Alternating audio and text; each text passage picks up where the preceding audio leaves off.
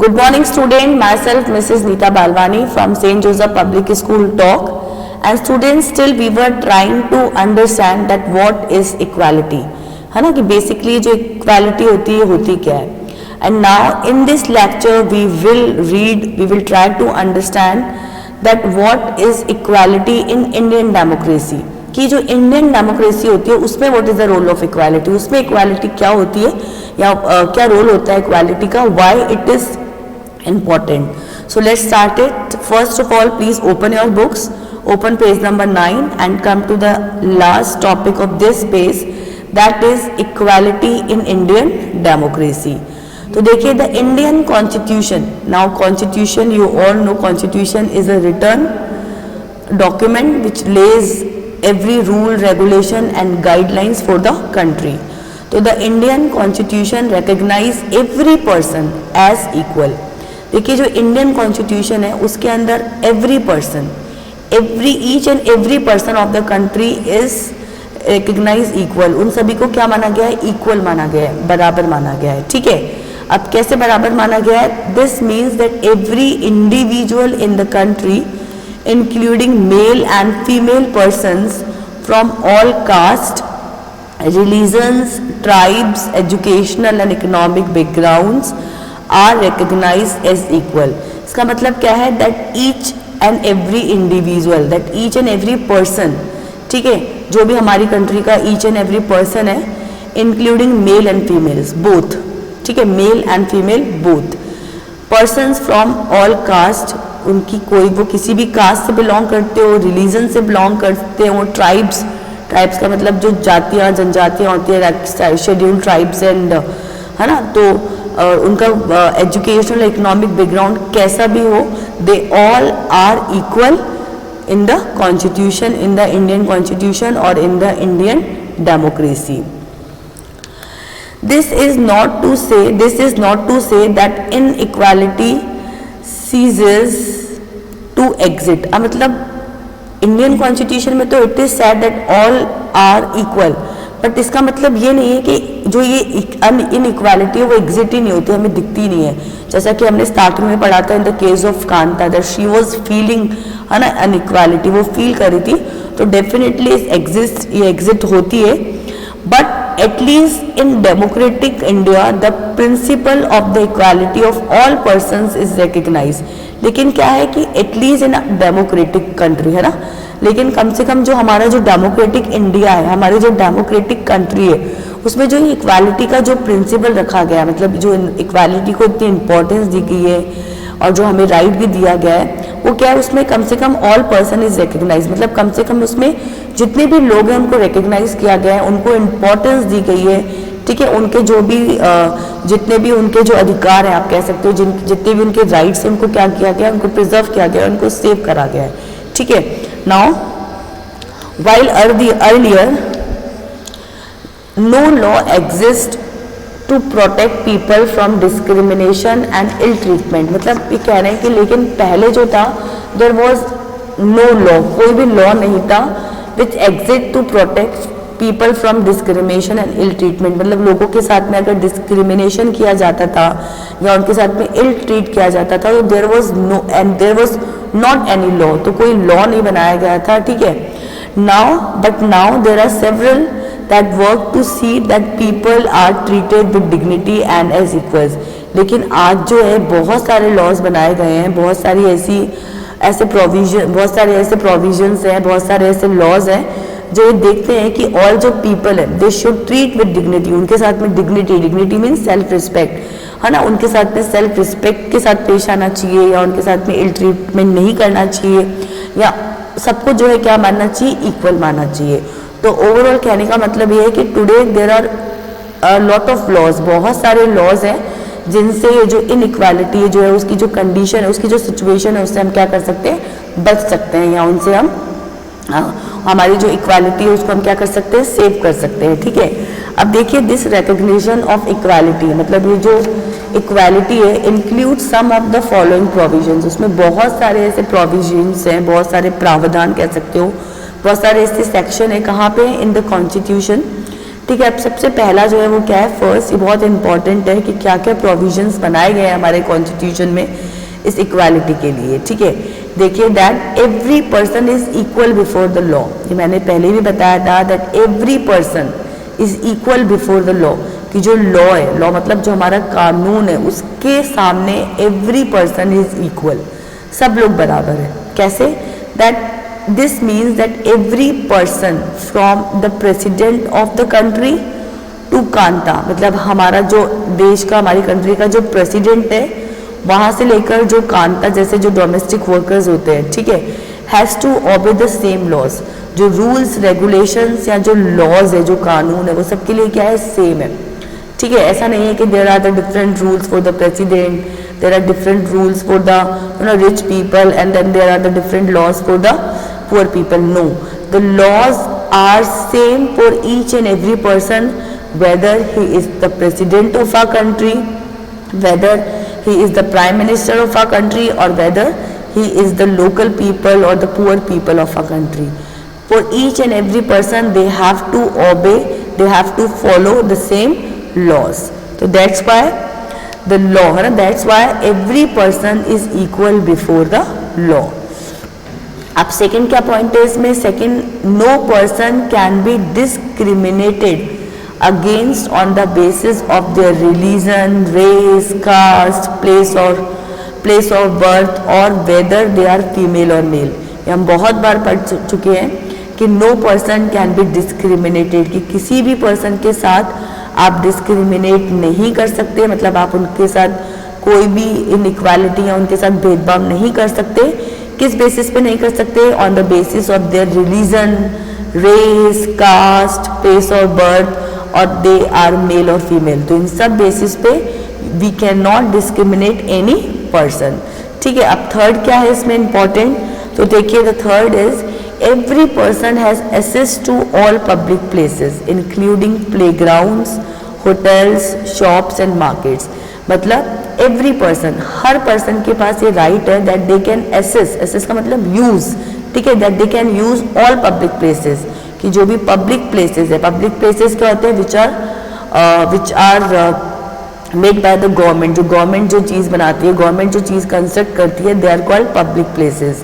तो every person has the right to use और has the right to access, है ना। उन सब पब्लिक प्लेसेस को हर पर्सन जो है वो क्या कर सकता है? यूज़ कर सकता है, चाहे प्ले ग्राउंड्स है, होटल्स है, शॉप्स है, मार्केट्स हैं। ठीक है, all persons can use publicly available wells, roads and bathing ghats। ठीक है, मतलब जो भी चीज़ें हैं, चाहे वो होटल्स हैं, चाहे वो वेल्स मतलब कुएं हैं, रोड्स है, जो घाट्स होते हैं नहाने के, ठीक है, is available for each and every person, मतलब they are available for each and every person. वो हर किसी के लिए अवेलेबल है, हर कोई उनका यूज़ कर सकता है, और कोई भी उनको उन चीज़ों को रोकने के लिए, ठीक है, आप उनको नहीं रोक सकते। You can stop them to use this things, use this public things. ठीक है, now the last is untouchability. देखिए, अनटचेबिलिटी जो थी वो एंशियंट टाइम में बहुत ज़्यादा होती थी। ठीक है, जो अपर जो कास्ट होती थी, जो ऊंची जाति होती थी, अपर कास्ट, वो जो लोअर कास्ट होती थी उनको क्या मानती थी? अनटचेबल मानती थी, मतलब वो उनको छूती नहीं थी और उनके साथ में बहुत इल ट्रीटमेंट करती थी। और तो ठीक है, तो ये जो है नाउ दिस हैज़ बीन एब्लॉइज, मतलब ये अभी कम्प्लीटली ख़त्म हो चुकी है, इसके ऊपर बैन लग चुका है। There is a ban on untouchability. अगर किसी के साथ में अनटचेबिलिटी या इस तरीके का बिहेव होता है तो there is the strict laws, हम बहुत स्ट्रिक्ट लॉज बनाए गए हैं। तो फाइनली दिस अनटचेबिलिटी जो है it is completely abolished, it is completely spoiled. Okay, now in the next paragraph, the two ways in which the government has tried to implement the equality। अब देखिए, हमने बना तो दिया, there are a lot of laws, हमने बहुत सारे laws बना दिए। ठीक है, we have make or the constitution and the parliament they have make a lot of laws to stop this inequality, but उन laws को implement का मतलब होता है लागू। ठीक है, पर उनको हम प्रैक्टिकल लाइफ में हम उनको कैसे इम्प्लीमेंट करते हैं, है ना, हम उनको इम्प्लीमेंट कैसे कर सकते हैं, उसके लिए जो गवर्नमेंट है उसने क्या किया है। ठीक है, तो it makes we can implement this equality by 2 ways, हम 2 तरीके से जो है उसको जो है हमारे जो डेली लाइफ है, हमारे जो प्रैक्टिकल जो लाइफ है उसके अंदर हम उसको इम्प्लीमेंट कर सकते हैं। देखिए that is guaranteed in the constitution is, अब फर्स्ट तो कौन सा वे है, थ्रू लॉज। ये अभी पढ़ा कि जो बहुत सारे लॉज बनाए गए हैं, बहुत सारे ऐसे कानून बनाए गए हैं, स्ट्रिक्ट कानून बनाए गए हैं जिनके थ्रू जो हमें सिचुएशन है जो इनइक्वालिटी उसको क्या कर सकते हैं, we can stop that. And second क्या है, सेकेंड थ्रू गवर्नमेंट प्रोग्राम्स और schemes to help disadvantage communities. और दूसरा देखिए जो गवर्नमेंट ने उसने बहुत सारे ऐसे प्रोग्राम्स और बहुत सारी ऐसी स्कीम्स बनाई है जिससे जो डिसएडवांटेज जो कम्युनिटीज़ है, डिसएडवांटेज कम्युनिटीज़ मतलब जो बहुत ज़्यादा बैकवर्ड कम्युनिटीज़ है, जो बहुत ज़्यादा पीछे हैं, है ना, जिनको फुली एडवांटेज नहीं मिलता है, जिनके साथ में इस सब होता था, इस तरीके का बिहेव होता था, उनके लिए गवर्नमेंट ने बहुत सारे प्रोग्राम्स और बहुत सारी स्कीम्स बनाई है। There are several laws in India that protect every person's right to be treated equally. बहुत सारे ऐसे लॉज बनाए गए हैं जो हर पर्सन का जो राइट है, ठीक है, राइट टू इक्वालिटी जो है उसको क्या करता है, उसको प्रोटेक्ट करके चलता है, उसको बचा करके चलता है, ठीक है। अब देखिए in addition to laws the government has also set up several schemes to improve the lives of communities and individuals who have been treated unequally for several centuries। मतलब लॉज तो बनाए गए हैं बट इसके साथ साथ देयर आर सेवरल स्कीम्स, बहुत सारी ऐसी स्कीम्स भी बनाई गई है जिससे जो ऐसी कम्युनिटीज़ या ऐसे लोग जिनके साथ में सालों से जो ये अनइक्वालिटी है, उनके साथ में जो अनइक्वालिटी होती है, सालों से होती आ रही है, उनको उससे बचाने के लिए या उनकी लाइफ जो है उसको इम्प्रूव करने के लिए, उनको आगे लाने के लिए गवर्नमेंट जो है they have set up several schemes, बहुत सारी स्कीम्स बनाई है, बहुत सारे प्रोग्राम्स बनाए हैं। उन स्कीम्स में एक स्कीम जो है जिसके बहुत ज़्यादा it's always it's a topic, बहुत ज़्यादा सेंसेशनल टॉपिक रहता है, दैट इज रिजर्वेशन। ठीक है, जो रिजर्वेशन आया था it was also made by the government, ये भी गवर्नमेंट ने रखा था। क्यों रखा था? टू मतलब for the people who are disadvantage, उनको आगे लाने के लिए, उनके साथ काम करने के लिए जो गवर्नमेंट ने उन्होंने इस तरीके के स्कीम्स रखे थे।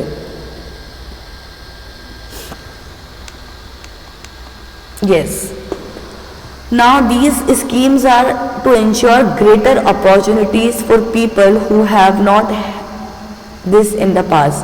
और ये जो स्कीम्स होती है वो मेक श्योर करती हैं या उनके लिए जो लोग जिन्होंने पास्ट में जिनके साथ बहुत इल ट्रीटमेंट होता था या जिनको एडवांटेज नहीं मिले, ठीक है, जो बहुत ज़्यादा बैकवर्ड थे, उनको आगे लाने के लिए उनको अपॉर्चुनिटीज़ देती है जिससे कि वो जो है वो आगे आए और उनका जो लाइफ है उसको क्या कर सके, उसको इम्प्रूव कर सके। ठीक है, now one of the steps taken by the government includes the mid day meal scheme. अब देखिए हम इसमें जो गवर्नमेंट ने जो स्कीम्स बनाई है बहुत सारी, उसमें से one of the scheme is mid day meal scheme. ठीक है, अभी क्या होता है mid day meal scheme? This refers to the program introduced in all government elementary schools to provide children with cooked lunch. ये क्या होता है इसके अंदर मिड डे मील स्कीम के अंदर? ये ऑल गवर्नमेंट एलिमेंट्री जो स्कूल्स होते हैं, ठीक है, जो 6 to जो 14 ईयर्स तक के जो बच्चे होते हैं जो एलिमेंट्री स्कूल, उनमें क्या होता है गवर्नमेंट जो होता है they provide children with cooked lunch. उनको जो है खाना दिया जाता है, लंच दिया जाता है, कुक्ड लंच, मतलब उनको जो लंच होता है वो स्कूल में ही कराया जाता है and that is called mid day meal scheme. अब देखिए बहुत इंपॉर्टेंट है दैट तमिलनाडु जो है, Tamil Nadu was the first state in India to introduce this scheme. मतलब सबसे पहले जो तमिलनाडु जो था वो फर्स्ट स्टेट था जिसने सबसे पहले ये जो स्कीम है, कौन सी scheme, mid day meal scheme जो है उसको इंट्रोड्यूस किया था, उसको अपने यहाँ पे स्टार्ट किया था। And we can see the picture also that children being serve their mid day meal at a government school in Uttarakhand. ये उत्तराखंड का एक कैप्चर है, एक कैप्शन है, एक पिक्चर है जिसमें जो बच्चे जो हैं they are taking their mid day meal. ठीक है, but you have to remember that Tamil Nadu was the first state जिसने सबसे पहले जो मिड डे मील जो है स्टार्ट किया था वो कौन था? It was Tamil Nadu. और ये कब किया था? It was in 2001।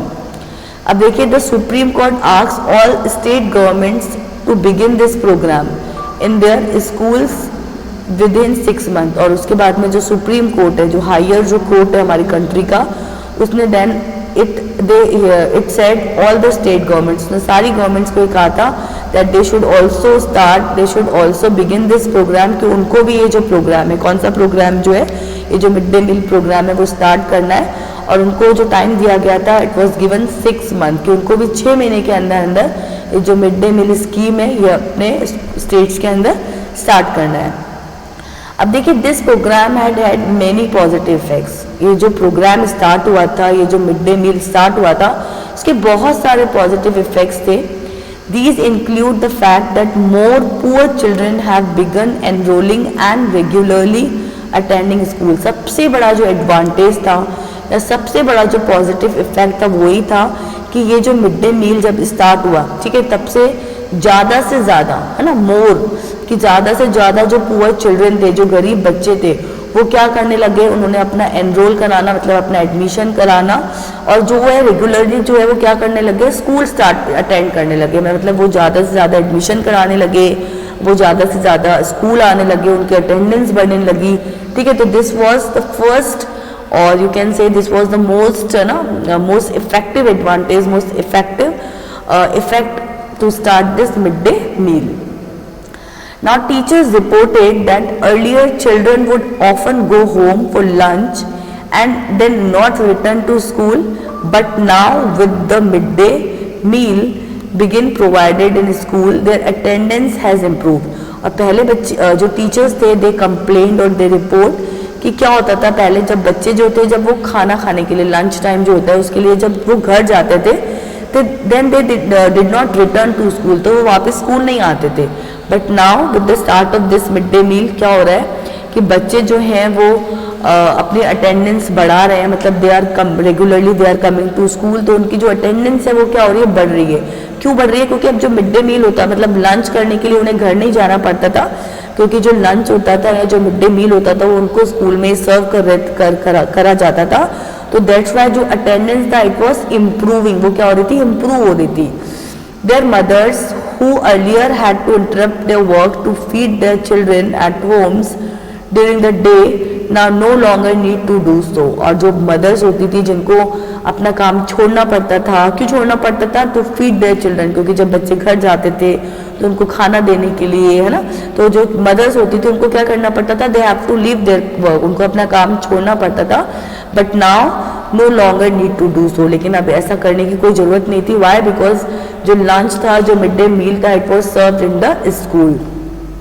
तो देखिए, this programme has also help reduce caste prejudices because both lower and upper caste children in the school eat this meal together. और देखिए, जो कास्ट प्रेजुडाइसेस, कास्ट जो डिफरेंसेस होते थे, क्यों, है ना, जो लोअर कास्ट और अपर कास्ट जो होती थी, ठीक है, वो भी क्या हो रहे थे, इससे स्कूल में कम, वो भी क्या हो रहे थे, कम हो रहे थे। क्यों कम हो रहे थे? Because both lower and upper caste children जो है in the school eat this meal together, क्योंकि दोनों सब caste, whether they are from upper caste, whether they are from lower caste, they were eating together and they were sitting together and they were taking their food together. वो लोग सब साथ साथ बैठते थे, सब लोग अपना खाना साथ साथ खाते थे। तो जो इस तरीके की जो ये जो कास्ट जो इनइक्वालिटीज थी वो क्या हो रही थी, कम हो रही थी। जैसे हम इस पिक्चर में भी देख रहे हैं that all the children are sitting in a queue, सारे बच्चे एक लाइन में बैठे हुए हैं and they all are taking their food together. ठीक है, नेक्स्ट इज ठीक है दैट एंड क्या हो रहा था, in this school eat this meal together and in quite a few places Dalit women have been employed to cook the meal। और देखिए, कहीं कहीं तो जो फूड कुक करने के लिए जो लेडीज थी उनको, वो दलित लेडीज जो थी, दलित विमेन जो थी, वो खाना बना रही थी। तो इससे भी जो ये जो कास्ट जो इनइक्वालिटी थी वो क्या हो रही थी, धीरे धीरे रिड्यूस हो रही थी या खत्म हो रही थी। The mid day meal programme also helps reduce the hunger of poor students who often come to school and can not concentrate because their stomachs are empty. और मतलब देखिए, ये जो मिड डे मील प्रोग्राम था वो बच्चों को reduce कर रहा था हंगर, जो पुअर जो स्टूडेंट्स होते हैं, ठीक है, जो भूखे स्कूल आते थे और जो भूखे पेट होने के कारण, मतलब देयर स्टमक्स आर एम्प्टी, उनके पेट खाली थे, वो अच्छे से खाना नहीं खा के आते थे, तो वो अपनी पढ़ाई पे भी जो है वो कंसंट्रेट नहीं कर पा रहे थे, तो इससे ये जो प्रॉब्लम थी वो भी सॉल्व आउट हुई, ये प्रॉब्लम जो थी वो भी कम हो गई। तो ओवरऑल जो ये वन स्कीम थी, है ना, ऐसी बहुत सारी और भी स्कीम्स थी जो गवर्नमेंट ने बनाई थी। तो this mid day meal scheme जो थी, it has a lot of positive effects, उसके बहुत सारे पॉजिटिव इफेक्ट्स थे। And now in the next chapter we will try to read other schemes of government, की गवर्नमेंट ने अदर स्कीम्स क्या रखी थी जिससे कि जो डिसएडवांटेज जो पीपल थे या जो ये लोअर कास्ट जो पीपल थे उनके लिए जो है और अपॉर्चुनिटीज़ और उनको आगे आने का जो है मौका मिले या मिलना चाहिए। तो we will read this in the next class. Till then students, take care, be happy, bye.